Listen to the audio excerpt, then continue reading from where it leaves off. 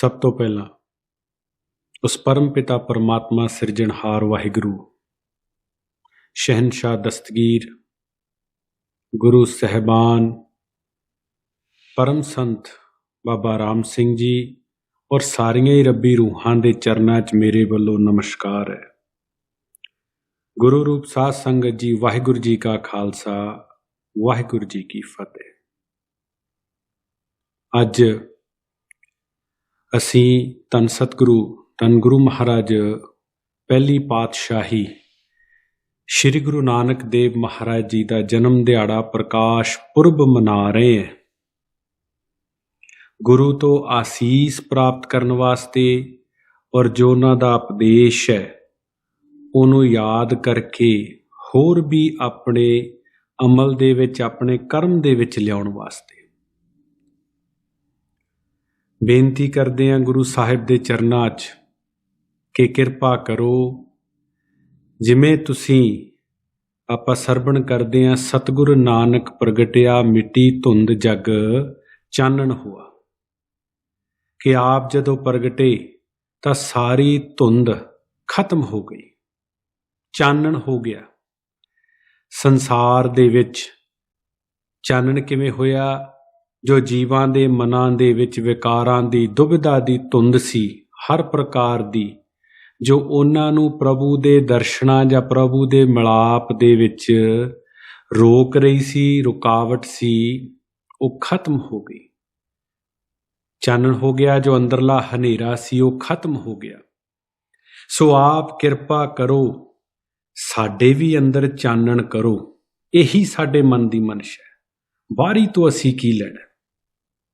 ਆਪ ਨੇ ਅੰਦਰ ਚਾਨਣ ਕੀਤਾ, ਜਗਤ ਦਾ ਹਨੇਰਾ ਅੰਦਰ ਚਾਨਣ ਕਰਕੇ ਉਹਨੂੰ ਖਤਮ ਕੀਤਾ। ਗੁਰੂ ਪਾਤਸ਼ਾਹ ਨੇ ਐਸੀ ਕਿਰਪਾ ਕੀਤੀ ਹੈ, ਕਿਉਂਕਿ ਬਾਹਰੀ ਤੌਰ ਤੇ ਜੋ ਅਸੀਂ ਦੇਖਦੇ ਹਾਂ, ਜੋ ਅਸੀਂ, ਉਹ ਜ਼ਰੂਰੀ ਨਹੀਂ ਹੈ ਕਿ ਉਸੇ ਤਰੀਕੇ ਨਾਲ ਹੋਵੇ। ਜਿੰਨੀ ਦੇਰ ਸਾਨੂੰ ਅੰਦਰ ਦੀ ਸਾਡੀ ਅਵਸਥਾ, ਅੰਦਰ ਦੀ ਵਿਥਿਆ ਸਰਲ ਨਹੀਂ ਹੁੰਦੀ, ਸਾਨੂੰ ਇਨਰ ਪਿਉਰਿਟੀ ਹਾਸਲ ਨਹੀਂ ਹੁੰਦੀ, ਅਸੀਂ ਪਰਮਾਤਮਾ ਦੀ ਪ੍ਰਾਪਤੀ ਨਹੀਂ ਕਰ ਸਕਦੇ, ਜਿਹਨੂੰ ਆਪਾਂ ਆਤਮਿਕ ਸਹਿਜ ਅਵਸਥਾ ਕਹਿੰਦੇ ਹਾਂ। ਸਹਿਜ ਦਾ ਮਤਲਬ ਹੈ ਜੋ ਸਦਾ ਸਥਿਰ ਰਹਿੰਦਾ, ਕੰਪਲੀਟ ਸਟੈਬਿਲਿਟੀ ਹੈ, ਜਿਹਦੇ ਵਿੱਚ ਕਿਸੇ ਵੀ ਪ੍ਰਕਾਰ ਦਾ ਅਪ ਐਂਡ ਡਾਊਨ ਨਹੀਂ ਹੈ। ਉਹ ਅਵਸਥਾ ਦੀ ਗੱਲ ਉਹ ਕਰਦੇ ਆ, ਜਿਹਨੂੰ ਮੋਕਸ਼ ਆਖਿਆ ਜਾਂਦਾ ਹੈ, ਜੋ ਹਰ ਪ੍ਰਕਾਰ ਦੇ ਝਗੜਿਆਂ ਨੂੰ ਵਿੱਚੋਂ ਖਤਮ ਕਰ ਦਿੰਦਾ ਹੈ। ਐਸੀ ਅਵਸਥਾ ਦੀ ਗੱਲ ਉਹ ਕਰਦੇ। ਐਸੀ ਕਿਰਪਾ ਤੂੰ ਸਾਡੇ ਤੇ ਕਰ ਸਤਿਗੁਰੂ, ਇਹੀ ਸਾਡੀ ਫਰਿਆਦ ਹੈ ਤੇਰੇ ਚਰਨਾਂ ਦੇ ਵਿੱਚ। ਗੁਰੂ ਨਾਨਕ ਪਾਤਸ਼ਾਹ ਮਹਾਰਾਜ, ਭਾਈ ਮਰਦਾਨਾ ਬਾਲਾ ਜੀ ਆਪ ਕਿਸੇ ਨਗਰ ਦੇ ਵਿੱਚ ਗਏ। ਜਦੋਂ ਗਏ ਉੱਥੇ ਨਗਰੀ ਦੇ ਵਿੱਚ ਤਾਂ ਦੂਰੋਂ ਮਰਦਾਨਾ ਕੀ ਦੇਖਦੇ ਹੈ?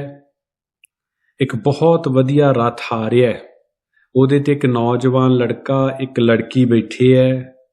ਸਾਰੇ ਨਗਰ ਦੇ ਜਿਹੜੇ ਉਹ ਜਦੋਂ ਬਾਜ਼ਾਰ ਵਿੱਚ ਦੀ ਲੰਘ ਰਹੇ, ਜੋ ਦੁਕਾਨਦਾਰ ਜਾਂ ਲੋਕ ਹੈ, ਉਹਨਾਂ ਨੂੰ ਬੜਾ ਸਤਿਕਾਰ ਦੇ ਰਹੇ ਹੈ।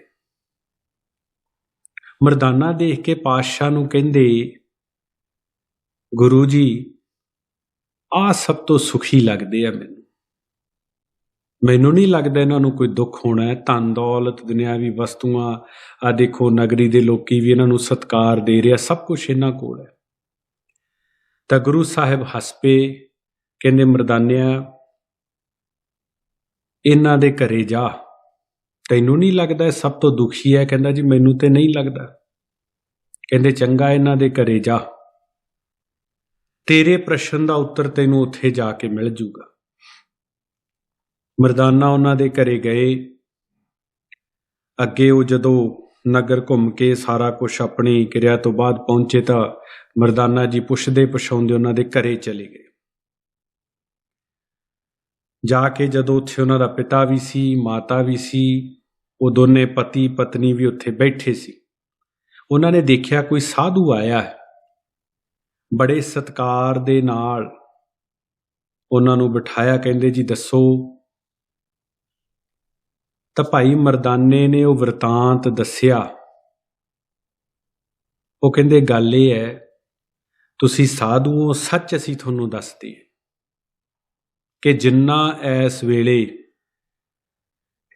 ਅਸੀਂ ਸਾਡਾ ਪਰਿਵਾਰ ਅੰਦਰੋਂ ਦੁਖੀ ਹੈ, ਕੋਈ ਹੋਰ ਨਹੀਂ ਹੋ ਸਕਦਾ। ਉਹ ਕਹਿੰਦੇ ਇਹ ਕਿਵੇਂ, ਸਭ ਕੁਝ ਤੁਹਾਡੇ ਕੋਲੇ ਹੈ। ਉਹ ਕਹਿੰਦੇ ਸਭ ਕੁਝ ਸਾਡੇ ਕੋਲੇ ਹੈ, ਪਰ ਫਿਰ ਵੀ ਅਸੀਂ ਦੁਖੀ ਹਾਂ। ਉਹਨਾਂ ਨੇ ਫਿਰ ਦੱਸਿਆ ਕਿ ਮੇਰੀ ਨੂੰਹ, ਇਹਨਾਂ ਦੀ ਸ਼ਾਦੀ ਹੋਈ, ਮੇਰੀ ਨੂੰਹ ਬਿਮਾਰ ਹੋ ਗਈ, ਬਹੁਤ ਜ਼ਿਆਦਾ ਉਹਦੇ ਤੇ ਕਸ਼ਟ ਆਇਆ। ਇੱਥੋਂ ਤਾਂ ਹੀ ਆਇਆ ਕਿ ਉਹਦੇ ਬਚਣ ਦਾ ਕੋਈ ਹੈ ਹੀ ਨਹੀਂ ਸੀ ਕਿ ਬਚ ਜਾਊਗੀ। ਚਲੋ ਜਦੋਂ ਅਖੀਰ ਉਹਨੂੰ ਲੱਗਦਾ ਸੀ ਉਹਨੇ ਮੇਰੇ ਪੁੱਤਰ ਤੋਂ, ਆਪਣੇ ਪਤੀ ਤੋਂ ਬਚਨ ਲੈ ਲਿਆ, ਦੋਨੇ ਇੱਕ ਦੂਜੇ ਦਾ ਬੜਾ ਪ੍ਰੇਮ ਕਰਦੇ ਸੀ, ਮੋਹ ਕਰਦੇ ਸੀ, ਉਹਨੇ ਬਚਨ ਲੈ ਲਿਆ ਕਿ ਜੇ ਮੈਂ ਮਰ ਗਈ ਤੁਸੀਂ ਕੋਈ ਹੋਰ ਸ਼ਾਦੀ ਨਾ ਕਰਾਇਓ। ਉਹਨੇ ਬਚਨ ਦੇਤਾ ਔਰ ਫਿਰ ਉਹਨੇ ਸੋਚਿਆ ਕਿ ਹੁਣ ਮੈਂ ਕਾਲ ਕਰ ਲਿਆ, ਕਮਿਟਮੈਂਟ ਕਰ ਲਈ, ਜੇ ਬਾਅਦ ਦੇ ਵਿੱਚ ਮੇਰੇ ਤੇ ਪਰਿਵਾਰ ਦਾ ਜ਼ਿਆਦਾ ਪ੍ਰੈਸ਼ਰ ਪਿਆ ਜਾਂ ਮੇਰਾ ਮਨ ਨਾ ਟਿਕਿਆ, ਉਹਨੇ ਐਸੀ ਦਵਾਈ ਲੈ ਲਈ ਕਿ ਉਹ ਸ਼ਾਦੀ ਦੇ ਯੋਗ ਹੀ ਨਹੀਂ ਰਿਹਾ। ਇਹਨੇ ਦਵਾਈ ਲੈ ਲਈ, ਮੇਰੀ ਨੂੰਹ ਤੰਦਰੁਸਤ ਹੋ ਗਈ। ਆਹ ਸਾਡੀ ਅਵਸਥਾ ਹੈ। ਹੁਣ ਦੱਸੋ ਅਸੀਂ ਕਿਹਨੂੰ ਆਪਣੀ ਇਹ ਗੱਲ ਦਸੀਏ, ਕਿਹਦੇ ਨਾਲ ਆਪਣੀ ਤਕਲੀਫ ਜ਼ਾਹਰ ਕਰੀਏ? ਸਾਡੇ ਤੋਂ ਦੁਖੀ ਕੌਣ ਹੋ ਸਕਦਾ? ਫਿਰ ਮਰਦਾਨੇ ਨੇ ਆਖਿਆ ਕਿ ਭਾਈ ਜਿਹਨੇ ਮੈਨੂੰ ਤੁਹਾਡੇ ਕੋਲੇ ਭੇਜਿਆ ਉਹੀ ਤੁਹਾਡੇ ਦੁੱਖਾਂ ਦਾ ਨਿਵਾਰਨ ਕਰਨ ਵਾਲਾ ਹੈ।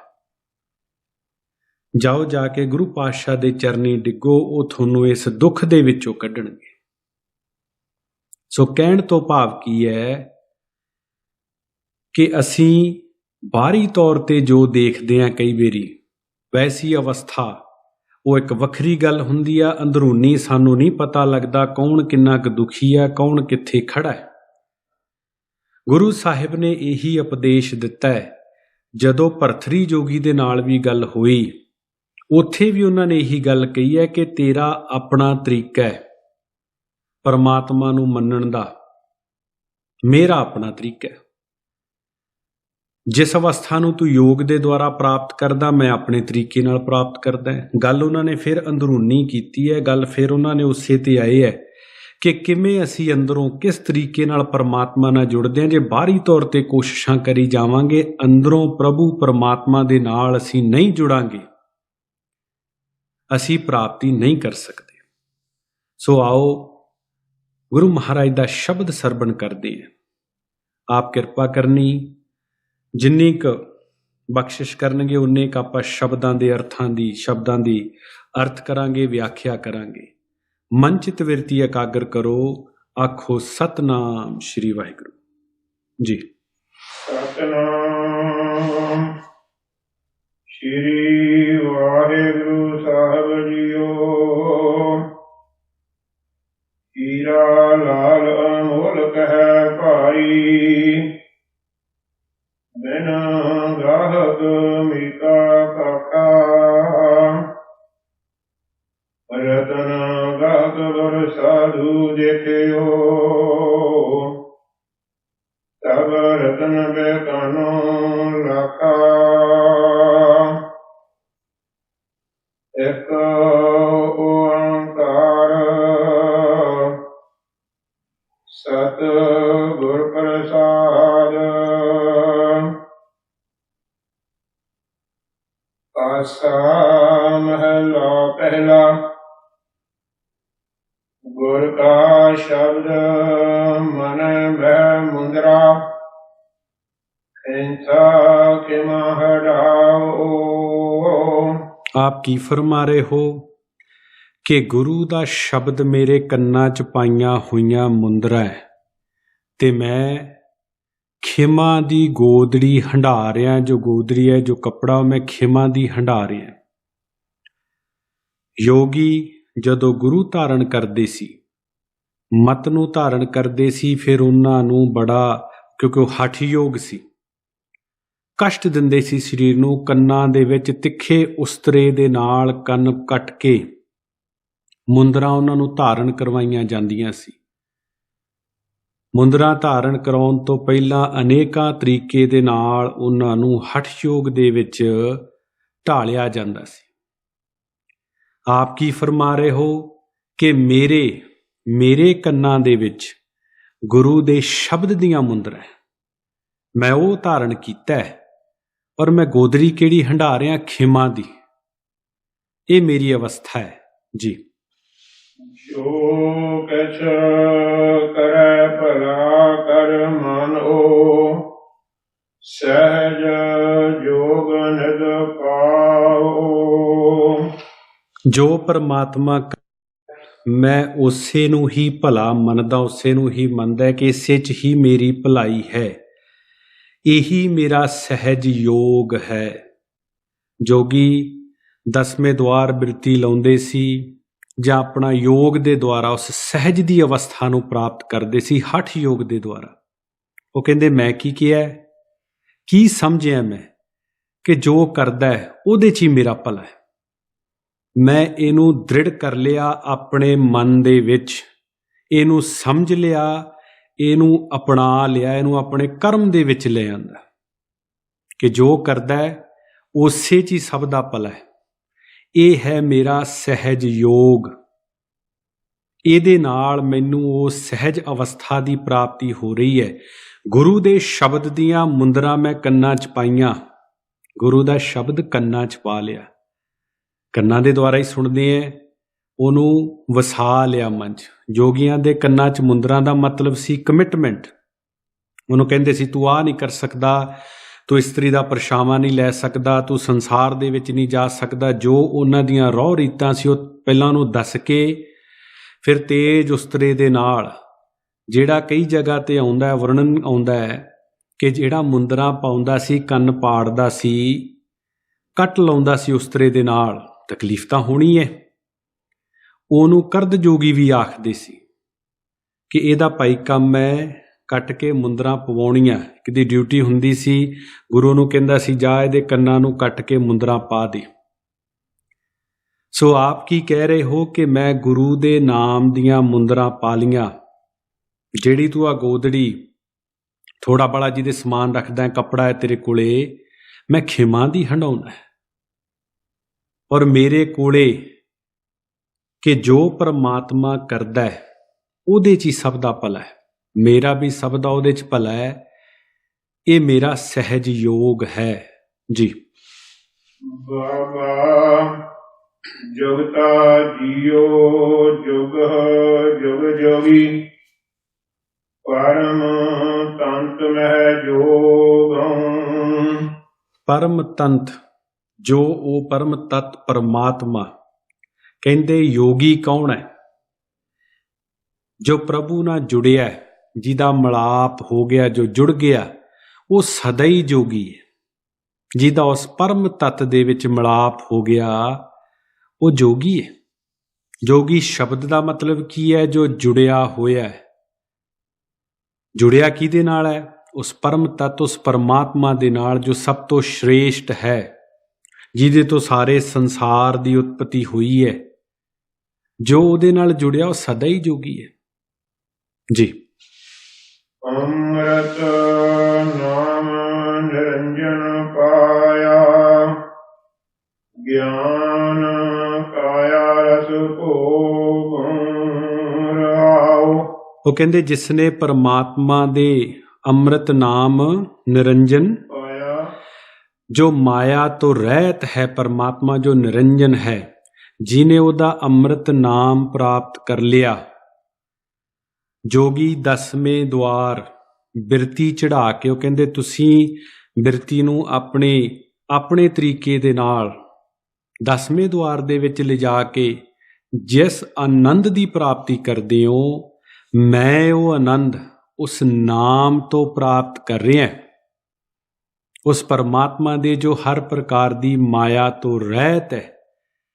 ਦੁਆਰਾ ਬੋਲੋ ਸ਼ਬਦ। ਅੰਮ੍ਰਿਤ ਨਾਮ ਨਿਰੰਜਨ ਪਾਇਆ, ਗਿਆਨ ਕਾਇਆ ਰਸ ਭੋਗ ਰਹਾਉ। ਉਹ ਜਿਹੜਾ ਮੈਂ ਨਾਮ ਪ੍ਰਾਪਤ ਕੀਤਾ ਹੈ, ਉਹਦੇ ਪ੍ਰਾਪਤੀ ਦੇ ਨਾਲ, ਉਸ ਗਿਆਨ ਦੇ ਨਾਲ ਮੈਂ ਉਸ ਆਨੰਦ ਨੂੰ ਭੋਗਦਾ ਹੈ ਸਰੀਰ ਦੇ ਵਿੱਚ। ਜਿਹਨੂੰ ਤੁਸੀਂ 10ਵੇਂ ਦੁਆਰ ਬਿਰਤੀ ਲਿਜਾ ਕੇ ਭੋਗਦੇ ਹੋ, ਉਹਨੂੰ ਮੈਂ ਇਸ ਤਰੀਕੇ ਦੇ ਨਾਲ ਜੋ ਮੈਂ ਨਾਮ ਪ੍ਰਾਪਤ ਕੀਤਾ ਉਸ ਪਰਮਾਤਮਾ ਦਾ ਅੰਮ੍ਰਿਤਮਈ, ਉਹੀ ਆਨੰਦ ਮੈਂ ਭੋਗ ਰਿਹਾ ਜੀ। शिव नगरी में आसन बैसो कल्प त्यागी बादम। ਉਹ ਕਹਿੰਦੇ ਮੈਂ ਕਿਸ ਆਸਣ ਤੇ ਬੈਠਦਾ ਹੈ? ਆਪਣੇ ਮਨ ਦੀ ਕਲਪਨਾ, ਬਾਦਨ, ਝਗੜੇ ਸਭ ਕੁਛ ਮੈਂ ਤਿਆਗਤਾ ਔਰ ਉਸ ਪਰਮਾਤਮਾ ਦੇ ਦੇਸ਼, ਉਹਦੀ ਨਗਰੀ, ਉਹਦੇ ਵਿੱਚ ਉਹਦੀ ਨਗਰੀ, ਉਹਦਾ ਦੇਸ਼, ਉਹਦੇ ਚਰਨਾਂ ਦੇ ਵਿੱਚ ਮੈਂ ਆਪਣੇ ਮਨ ਨੂੰ ਟਿਕਾ ਲਿਆ। ਇਹ ਮੇਰਾ ਆਸਣ ਹੈ, ਮੈਂ ਇਸ ਆਸਣ ਤੇ ਬੈਠਦਾ। ਹੁਣ ਆਪਾਂ ਆਸਣ ਤੇ ਬੈਠ ਜਾਈਏ, ਮਨ ਕਿਤੇ ਭਟਕਦਾ ਫਿਰਦਾ ਹੈ, ਜਿੰਨਾ ਮਰਜ਼ੀ ਆਪਾਂ ਤਰੀਕੇ ਕਰ ਲਈਏ, ਅੰਦਰ ਦੀ ਅਵਸਥਾ ਦੀ ਗੱਲ ਸਤਿਗੁਰੂ ਕਰ ਰਹੇ ਹੋ, ਬਾਹਰਲੀ ਕਿਸੇ ਗੱਲ ਤੇ ਕਰਦੇ ਹੀ ਨਹੀਂ। ਆਪ ਕੀ ਫਰਮਾ ਰਹੇ ਹੋ ਕਿ ਕਿਹੜੇ ਆਸਣ ਤੇ ਮੈਂ ਬੈਠਦਾ ਭਰਤਰੀ? ਮੈਂ ਆਪਣੇ ਮਨ ਨੂੰ ਉਸ ਪ੍ਰਭੂ ਦੇ ਚਰਨਾਂ ਦੇ ਵਿੱਚ ਟਿਕਾ ਲਿਆ, ਇਹ ਹੈ ਮੇਰਾ ਆਸਣ ਜੀ। ਸਿੰਘੀ ਸ਼ਬਦ ਸਦਾ ਤਨ ਸੋ ਹੈ ਅਹਨਸ ਪੂਰੇ ਨਾਦਮ। ਮੇਰੇ ਅੰਦਰ ਜੋ ਗੁਰੂ ਦਾ ਸ਼ਬਦ ਹੈ, ਉਸ ਨਾਮ ਦਾ ਨਾਦ ਵੱਜਦਾ ਹੈ। ਜੋਗੀ ਇੱਕ ਸਿੰਗੀ ਵਜਾਉਂਦੇ ਹੈ, ਉਹਦੀ ਆਵਾਜ਼, ਉਹ ਕਹਿੰਦੇ ਮੇਰੇ ਅੰਦਰ ਕਿਹੜੀ ਮਿੱਠੀ ਸਿੰਗੀ ਵੱਜਦੀ ਹੈ। ਕਿਸ ਚੀਜ਼, ਮੈਂ ਕਿਹੜੀ ਸਿੰਗੀ ਵਜਾਉਣਾ ਹੈ? ਉਸ ਪਰਮਾਤਮਾ ਦੇ ਨਾਮ ਦੀ ਸਿੰਗੀ ਵਜਾਉਣਾ। ਦੁਆਰਾ ਸਰਵਣ ਕਰੋ ਜੀ। ਸਿੰਘੀ ਸ਼ਬਦ ਸਦਾ ਤਨ ਸੋ ਹੈ ਅਹਨਸ ਪੂਰੇ ਨਾਦਮ। ਦਿਨ ਰਾਤ ਮੇਰੇ ਅੰਦਰ ਉਹ ਨਾਦ ਵੱਜਦਾ ਹੈ ਜੋ ਕਦੇ ਖਤਮ ਨਹੀਂ ਹੁੰਦਾ। ਉਹ ਗੁਰੂ ਦੇ ਸ਼ਬਦ ਦਾ ਉਹ ਮਿੱਠੀ ਧੁਨ, ਉਹ ਨਾਦ ਮੇਰੇ ਅੰਦਰ ਸਦਾ ਚੱਲਦਾ ਹੈ। ਇਹ ਮੇਰੀ ਸਿੰਗੀ ਹੈ। ਜੋਗੀ ਦੇ ਆਸਣ ਦੀ ਗੱਲ ਕੀਤੀ, ਸਿੰਗੀ ਦੀ ਗੱਲ ਕੀਤੀ, ਮੁੰਦਰਾਂ ਦੀ ਗੱਲ ਕੀਤੀ, ਯੋਗੀ ਦੀ ਗੱਲ ਕੀਤੀ ਹੈ ਕਿ ਜੋਗੀ ਕਿਹੜਾ ਹੈ ਜੀ। ਅਤ ਵਿਚਾਰ ਗਿਆਨ ਮਤ ਡੰਡਾ ਵਰਤ ਮਾਨ ਵਿਭੂਤੰ। ਪੱਤ ਕਹਿੰਦੇ ਆ ਚਿੱਪੀ ਨੂੰ ਜਾਂ ਖੱਪਰ ਨੂੰ। ਕਟੋਰਾ ਹੁੰਦਾ ਹੈ ਜਿਹਦੇ ਵਿੱਚ ਜੋਗੀ ਭਿਖਿਆ ਪਾਉਂਦੇ ਹੈ। ਉਹ ਕਹਿੰਦੇ ਮੈਂ ਪਰਮਾਤਮਾ ਦੇ ਗਿਆਨ ਦੀ ਕਹੋ, ਦੇ ਵਿਚਾਰ ਦੀ ਕਹੋ, ਭਿਖਿਆ ਮੰਗਦਾ। ਮੇਰੇ ਕਟੋਰੇ 'ਚ ਮੈਂ ਉਹ ਪਾਉਣਾ ਹੈ। ਪੱਤ ਵਿਚਾਰ ਗਿਆਨ ਮਤ ਡੰਡਾ। ਗਿਆਨ ਮਤ ਡੰਡਾ ਕਿ ਜੋ ਗੁਰੂ ਦਾ ਦਿੱਤਾ ਹੋਇਆ ਗਿਆਨ ਹੈ, ਉਹਦਾ ਮੇਰੇ ਹੱਥ 'ਚ ਡੰਡਾ ਹੈ ਜੋ ਬੇਕਾਰਾਂ ਨੂੰ ਪਰੇ ਭਜਾਉਂਦਾ ਹੈ ਜੀ। ਦੁਬਾਰਾ ਬੋਲਿਓ। ਪਤ ਵਿਚਾਰ ਗਿਆਨ ਮਤ ਡੰਡਾ ਵਰਤਮਾਨ ਵਿਭੂਤੰ। ਵਰਤਮਾਨ ਵਿਭੂਤੰ ਕਹਿੰਦੇ ਮੇਰੇ ਕੋਲੇ ਜੋ ਡੰਡਾ ਹੈ ਗੁਰੂ ਦੇ ਗਿਆਨ ਦਾ ਦਿੱਤਾ ਹੈ। ਵਰਤਮਾਨ ਵਿਭੂਤੰ, ਜਿਹੜੀ ਪਿੰਡੇ ਤੇ ਤੁਸੀਂ ਵਿਭੂਤੀ ਮਲਦੇ ਹੋ, ਸੁਆਹ ਮਲਦੇ ਹੋ, ਉਹ ਸੁਆਹ ਮੈਂ ਵਰਤਮਾਨ ਪਰਮਾਤਮਾ ਨੂੰ ਮੈਂ ਹਰ ਜਗ੍ਹਾ ਵਰਤਦਾ ਦੇਖਦਾ। ਉਹ ਵਰਤ ਰਿਹਾ, ਉਹਦਾ ਹੀ ਸਾਰਾ ਵਰਤਾਰਾ ਹੈ। ਮੈਂ ਇਹ ਵਿਭੂਤੀ ਲਾਈ ਹੋਈ ਹੈ।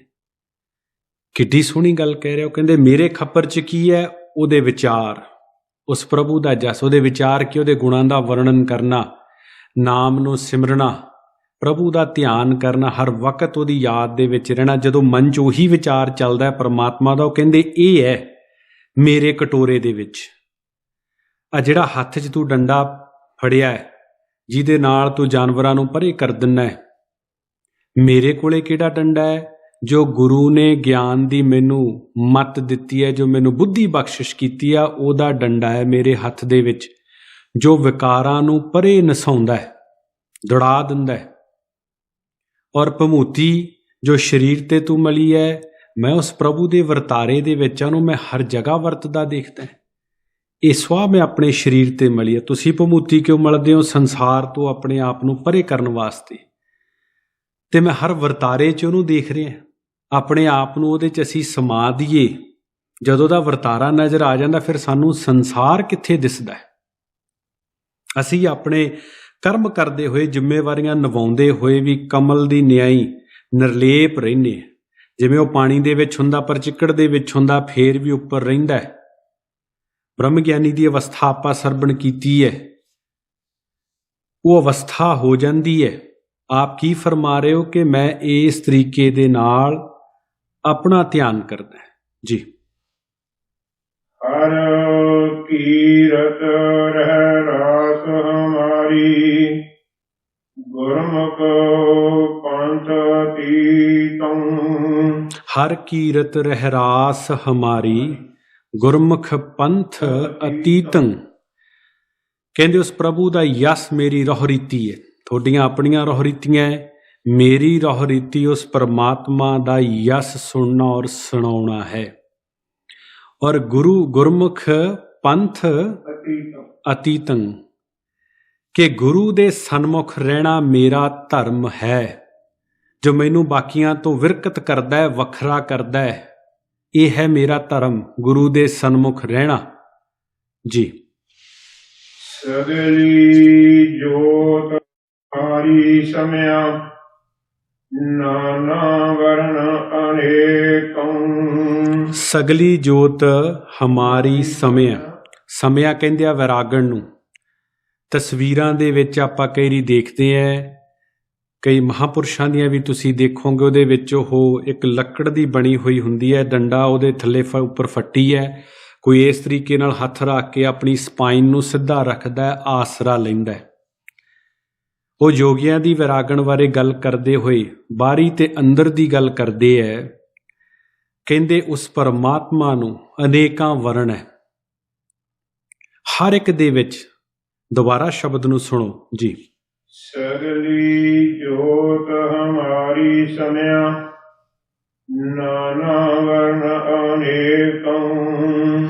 ਅਨੇਕਾਂ ਵਰਣ ਹੈ ਨਾਨਾ ਪ੍ਰਕਾਰ ਦੇ, ਪਰ ਮੇਰੀ ਵੈਰਾਗਣ ਕੀ ਹੈ? ਸਾਰਿਆਂ ਦੇ ਵਿੱਚ ਮੈਂ ਉਹਦੀ ਜੋਤ ਨੂੰ ਦੇਖਦਾ। ਇਹ ਹੈ ਮੇਰੀ ਵੈਰਾਗਣ ਜੀ। ਕਹੋ ਨਾਨਕ ਸੁਣ ਭਰਤਰ ਜੋਗੀ, ਪਾਰ ਬ੍ਰਹਮ ਲਿਵ ਏਕੰ। ਪਾਤਸ਼ਾਹ ਕੀ ਆਖਦੇ ਹਨ ਕਿ ਸੁਣ ਭਰਥਰੀ ਜੋਗੀ, ਭਰਥਰ ਜੋਗੀ, ਇਹ ਮੇਰੀ ਉਸ ਪਰਮਾਤਮਾ ਦੇ ਨਾਲ ਲਿਵ ਲਾਉਣ ਦੇ ਵਿੱਚ, ਇੱਕ ਹੋਣ ਦੇ ਵਿੱਚ ਇਹ ਮੈਨੂੰ ਸਹਾਰਾ ਦਿੰਦੀ, ਇਹ ਵੈਰਾਗਣ। ਕਿਉਂਕਿ ਮੈਨੂੰ ਹਰ ਇੱਕ ਦੇ ਵਿੱਚ ਉਹਦੀ ਜੋਤ ਨਜ਼ਰ ਆਉਂਦੀ ਹੈ। ਇਹ ਹੈ ਮੇਰੀ ਵੈਰਾਗਣ। ਇਹ ਮੇਰੀ ਸਹਾਇਤਾ ਕਰਦੀ, ਮੈਨੂੰ ਸਹਾਰਾ ਦਿੰਦੀ ਹੈ। ਤੂੰ ਵੈਰਾਗਣ ਦਾ ਸਹਾਰਾ ਲੈਣਾ ਧਿਆਨ ਕਰਨ ਦੇ ਵਿੱਚ, ਪਰਮਾਤਮਾ ਨਾਲ ਜੁੜਨ ਦੇ ਵਿੱਚ। ਮੈਂ ਇਸ ਵੈਰਾਗਣ ਦਾ ਸਹਾਰਾ ਲੈਣਾ। ਮੇਰੀ ਵੈਰਾਗਣ ਹੈ ਕਿ ਮੈਨੂੰ ਹਰ ਇੱਕ ਦੇ ਵਿੱਚ ਉਹਦੀ ਜੋਤ ਨਜ਼ਰ ਆਉਂਦੀ, ਹਰ ਇੱਕ ਦੇ ਵਿੱਚ। ਔਰ ਇਹ ਮੇਰੀ ਸਹਾਇਤਾ ਕਰਦੀ, ਮੈਨੂੰ ਸਹਾਰਾ ਦਿੰਦੀ ਹੈ, ਕਿਉਂਕਿ ਮੇਰੇ ਮਨ ਦੀ ਸਪਾਈਨ ਨੂੰ ਸਿੱਧੀ ਰੱਖਦੀ ਹੈ, ਮੇਰੀ ਅਵਸਥਾ ਨੂੰ ਸਿੱਧਾ ਰੱਖਦੀ ਹੈ। ਜਦੋਂ ਸਭ ਦੇ ਵਿੱਚ ਉਹ ਪਰਮਾਤਮਾ ਦੀ ਜੋਤ ਨਜ਼ਰ ਆਉਂਦੀ ਹੈ, ਜਦੋਂ ਐਸੀ ਅਵਸਥਾ ਹੋ ਜਾਂਦੀ ਹੈ, ਫਿਰ ਨਾ ਹਉਮੈ ਰਹਿੰਦੀ, ਨਾ ਦਵੈਤ ਰਹਿੰਦੀ, ਨਾ ਜੈਲਸ, ਕੁਛ ਵੀ ਨਹੀਂ ਰਹਿੰਦਾ। ਸਭ ਕੁਝ ਖਤਮ ਹੋ ਜਾਂਦਾ ਹੈ। ਕਿੱਡਾ ਵੱਡਾ ਸਹਾਰਾ ਗੁਰੂ ਸਾਹਿਬ ਨੇ ਦੱਸਿਆ। ਸੋ ਇੱਥੇ ਸ਼ਬਦ ਦੀ ਸਮਾਪਤੀ ਹੁੰਦੀ ਹੈ। ਗੁਰੂ ਸਾਹਿਬ ਨੇ ਸ਼ਬਦ ਦੇ ਸ਼ੁਰੂਆਤ ਦੇ ਵਿੱਚ ਹੀ ਗੁਰੂ ਸ਼ਬਦ ਦੀਆਂ ਮੁੰਦਰਾਂ ਦੀ ਗੱਲ ਕੀਤੀ ਹੈ ਕਿ ਗੁਰੂ ਦੇ ਸ਼ਬਦ ਦੀਆਂ ਮੁੰਦਰਾਂ ਨੂੰ ਧਾਰਨ ਕਰ ਲੈ ਮਨ ਦੇ ਕੰਨਾਂ ਦੇ ਵਿੱਚ। ਔਰ ਖਿਮਾ ਦੀ ਗੋਦੜੀ, ਜਿੰਨੀ ਦੇਰ ਸਾਡੇ ਅੰਦਰ ਇਹ ਤਾਕਤ ਹੀ ਹੈ ਨਹੀਂ ਕਿ ਜੇ ਕੋਈ ਸਾਡੇ ਨਾਲ ਵਰਤਾਅ ਕਰਦਾ ਸੀ ਖਿਮਾ ਕਰਨ ਦੀ ਕਾਬਲੀਅਤ ਨਹੀਂ ਹੈ, ਇਹ ਕਮਜ਼ੋਰੀ ਨਹੀਂ ਹੁੰਦੀ, ਇਹ ਵੀ ਇੱਕ ਤਾਕਤ ਹੈ। ਫਿਰ ਆਪ ਨੇ ਅੱਗੇ ਕੀ ਫਰਮਾਇਆ ਕਿ ਜੋ ਪਰਮਾਤਮਾ ਕਰਦਾ ਮੈਂ ਉਹਦੇ 'ਚ ਹੀ ਆਪਣਾ ਭਲਾ ਸਮਝਦਾ। ਇਹ ਮੇਰਾ ਸਹਿਜ ਯੋਗ ਹੈ, ਇਹ ਮੈਨੂੰ ਸਦਾ ਸਥਿਰ ਰੱਖਦਾ ਹੈ। ਗੁਰੂ ਸਾਹਿਬ ਨੇ ਸਾਨੂੰ ਕਿੱਡੀ ਸੋਹਣੀ ਅਵਸਥਾ ਬਖਸ਼ਿਸ਼ ਕੀਤੀ ਹੈ ਸਹਿਜ ਯੋਗ ਦੀ, ਜਿਹਦੀ ਆਪਾਂ ਹਮੇਸ਼ਾ ਗੱਲ ਕਰਦੇ ਹਾਂ। ਇਹ ਅੰਦਰੂਨੀ ਅਵਸਥਾ ਦੀ ਗੱਲ ਹੈ। ਜਦੋਂ ਅਸੀਂ ਸਟੇਬਲ ਹੋ ਜਾਂਦੇ ਹਾਂ, ਉਹ ਸਭ ਆਤਮਕ ਉੱਚੀ ਔਰ ਸੁੱਚੀ ਅਵਸਥਾ ਨੂੰ ਪ੍ਰਾਪਤ ਕਰ ਲੈਂਦੇ ਹਾਂ, ਬ੍ਰਹਮ ਹੋ ਜਾਂਦੇ ਹਾਂ, ਸਾਨੂੰ ਮੋਕਸ਼ ਦੀ ਪ੍ਰਾਪਤੀ ਹੁੰਦੀ ਹੈ। ਸਾਡੇ ਮਨ ਦੀ ਐਸੀ ਅਵਸਥਾ ਹੋ ਜਾਂਦੀ ਹੈ, ਉਸ ਪ੍ਰਭੂ ਦੇ ਵਿੱਚ ਸਮਾ ਕੇ ਆਪਣੇ ਆਪ ਨੂੰ ਅਸੀਂ ਹਰ ਪ੍ਰਕਾਰ ਦੇ ਝਗੜਿਆਂ ਤੋਂ ਰਹਿਤ ਹੋ ਜਾਂਦੇ। ਉਹ ਕਹਿੰਦੇ ਮੈਂ ਬਿਰਤੀ ਕਾਹਦੀ ਲਾਉਣਾ ਹੈ? ਮੇਰਾ ਆਸਣ ਕੀ ਹੈ ਕਿ ਮੈਂ ਮਨ ਦੇ ਝਗੜੇ ਸਾਰੇ ਸਮਾਪਤ ਕਰਤੇ। ਇਹ ਮੇਰਾ ਆਸਣ ਹੈ। ਮੈਂ ਖੱਪਰ 'ਚ ਉਹਦੇ ਵਿਚਾਰ ਹਰ ਵਕਤ ਮੇਰਾ ਮਨ ਰੂਪੀ ਜਿਹੜੀ ਉਹ ਚਿੱਪੀ ਕਹਿ ਲਓ, ਕਟੋਰੀ ਕਹਿ ਲਓ, ਜੋ ਬਰਤਨ ਜੋ ਖੱਪਰ ਉਹ ਰੱਖਦੇ ਆ ਯੋਗੀ, ਉਹ ਕਹਿੰਦੇ ਉਹਦੇ ਵਿੱਚ ਮੈਂ ਉਹਦੇ ਵਿਚਾਰ ਪਾਉਣਾ। ਲਾਠੀ ਕੀ ਹੈ? ਜੋ ਗੁਰੂ ਨੇ ਗਿਆਨ ਦੇ ਕੇ ਮੈਨੂੰ ਬੁੱਧੀ ਦੀ ਬਖਸ਼ਿਸ਼ ਕੀਤੀ ਹੈ। ਉਹ ਗਿਆਨ ਮੈਂ ਬੁੱਧੀ ਦੇ ਦੁਆਰਾ ਉਹਦੀ ਵਰਤੋਂ ਕਰਦਾ ਹੈ ਵਿਕਾਰਾਂ ਨੂੰ ਭਜਾਉਣ ਵਾਸਤੇ। ਉਹ ਲਾਠੀ, ਉਹ ਗਿਆਨ ਦੀ ਲਾਠੀ ਉਹਨਾਂ ਨੂੰ ਦੂਰ ਰੱਖਦੀ ਹੈ। ਐਸੀ ਮੇਰੀ ਅਵਸਥਾ ਹੈ। ਸੋ ਗੁਰੂ ਸਾਹਿਬ ਨੇ ਬੜਾ ਸੋਹਣਾ ਅੱਗੇ ਕੀ ਆਖਿਆ ਹੈ, ਕਹਿੰਦੇ ਗੁਰੂ ਦੇ ਸਨਮੁਖ ਰਹਿਣਾ ਇਹ ਮੇਰਾ ਧਰਮ ਹੈ। ਗੁਰੂ ਦੇ ਸਨਮੁਖ ਰਹਿਣਾ ਮੈਨੂੰ ਦੂਜਿਆਂ ਤੋਂ ਬਖਰੇਵਾ ਰੱਖਦਾ ਹੈ। ਇਹ ਮੈਨੂੰ ਹਰ ਪ੍ਰਕਾਰ ਦੇ ਵਿਕਾਰਾਂ ਤੋਂ ਬਚਾ ਕੇ ਰੱਖਦਾ, ਹਰ ਪ੍ਰਕਾਰ ਦੀ ਸਮੱਸਿਆ ਤੋਂ ਬਚਾ ਕੇ ਰੱਖਦਾ। ਔਰ ਵੈਰਾਗਣ ਰੂਪੀ ਸਹਾਰਾ ਕੀ ਹੈ ਕਿ ਹਰ ਇੱਕ ਦੇ ਵਿੱਚ ਮੈਨੂੰ ਦੀ ਜੋਤ ਨਜ਼ਰ ਆਉਂਦੀ ਹੈ। ਗੁਰੂ ਸਾਹਿਬ ਨੇ ਸਾਨੂੰ ਬੜਾ ਸੋਹਣਾ ਗਿਆਨ ਬਖਸ਼ਿਸ਼ ਕੀਤਾ ਹੈ। ਆਓ ਅਰਦਾਸ ਬੇਨਤੀ ਕਰੀਏ ਕਿ ਪ੍ਰਭੂ ਸਾਨੂੰ ਇਹ ਗਿਆਨ ਸਾਡੇ ਮਨ ਦੇ ਵਿੱਚ ਬਸੇ ਔਰ ਸਾਨੂੰ ਇਹਨੂੰ ਕਰਮ ਦੇ ਵਿੱਚ ਲੈ ਕੇ ਆਉਣ ਦੀ ਬਖਸ਼ਿਸ਼ ਕਰੋ। ਐਸੀ ਅਵਸਥਾ ਕਰੋ ਕਿ ਅਸੀਂ ਇਹਨੂੰ ਆਪਣੀ ਲਾਈਫ ਦੇ ਵਿੱਚ ਇੰਪਲੀਮੈਂਟ ਕਰ ਸਕੀਏ। ਇਹ ਸਾਡੇ ਵਾਸਤੇ ਜ਼ਰੂਰੀ ਹੈ। ਜਦੋਂ ਹੌਲੀ ਹੌਲੀ ਇਹ ਸਾਡੇ ਜੀਵਨ 'ਚ ਆਊਗਾ ਫੇਰ ਹੀ ਉਹ ਕੰਪਲੀਟ ਸਟੈਬਿਲਿਟੀ ਆਉਣੀ ਹੈ। ਅਸੀਂ ਆਪਣੇ ਆਪ ਨੂੰ ਸਹਿਜ ਅਵਸਥਾ ਦੇ ਵਿੱਚ ਲੈ ਕੇ ਜਾਵਾਂਗੇ। ਇਹੀ ਸਾਡੀ ਫਰਿਆਦ ਹੈ। ਸੋ ਜਿੰਨੀ ਸਤਿਗੁਰੂ ਨੇ ਬਖਸ਼ਿਸ਼ ਕੀਤੀ, ਮਾਲਕ ਦੀ ਦਿੱਤੀ ਹੋਈ ਬੁੱਧੀ ਹੈ, ਸਿੱਧ ਪੱਧਰੇ ਤਰੀਕੇ ਨਾਲ ਅਸੀਂ ਆਪਣੇ ਵੱਲੋਂ ਵਿਆਖਿਆ ਕੀਤੀ, ਵਿਚਾਰ ਸਾਂਝੇ ਕੀਤੇ। ਆਓ ਅਖੀਰ ਦੇ ਵਿੱਚ ਗੁਰੂ ਸਾਹਿਬ ਦੇ ਪ੍ਰਕਾਸ਼ ਪੁਰਬ ਤੇ ਫਿਰ ਅਰਦਾਸ ਕਰੀਏ ਕਿ ਸਤਿਗੁਰੂ ਕਿਰਪਾ ਕਰ, ਅੰਦਰੋਂ ਸਾਰੀ ਧੁੰਦ ਮਿਟਾ ਦੇ। ਐਸੀ ਕਿਰਪਾ ਕਰ ਇਹ ਧੁੰਦ ਖਤਮ ਹੋ ਜੇ ਤੇ ਚਾਨਣ ਹੋ ਜੇ। ਜੋ ਅੰਦਰ ਤੂੰ ਬੈਠਾ ਹੈ, ਤੇਰਾ ਚਾਨਣ ਹੈ, ਉਹ ਸਾਨੂੰ ਸਾਖਸ਼ਾਤ ਨਜ਼ਰ ਆਵੇ। ਐਸੀ ਕਿਰਪਾ ਕਰ। ਵਿਆਖਿਆ ਕਰਦੇ ਤੋਂ ਕੋਈ ਸ਼ਬਦ ਬਾਣੀ ਪੜ੍ਹਦਿਆਂ ਤੋਂ ਵੱਧ ਘੱਟ ਕਿਹਾ ਗਿਆ ਹੋਵੇ, ਖਿਮਾ ਦੀ ਜਾਚਨਾ ਕਰਦੇ ਹਾਂ। ਆਓ ਸਮਾਪਤੀ ਕਰੀਏ। ਸਹੀ ਪਿਆਰੇ ਮੇਲ ਜਿਨ ਮਿਲਿਆ ਤੇਰਾ ਨਾਮ ਚਿਤ ਆਵੇ, ਨਾਨਕ ਨਾਮ ਚੜ੍ਹਦੀ ਕਲਾ, ਤੇਰੇ ਭਾਣੇ ਸਰਬਤ ਕਾ ਭਲਾ। ਵਾਹਿਗੁਰੂ ਜੀ ਕਾ ਖਾਲਸਾ, ਵਾਹਿਗੁਰੂ ਜੀ ਕੀ ਫਤਿਹ।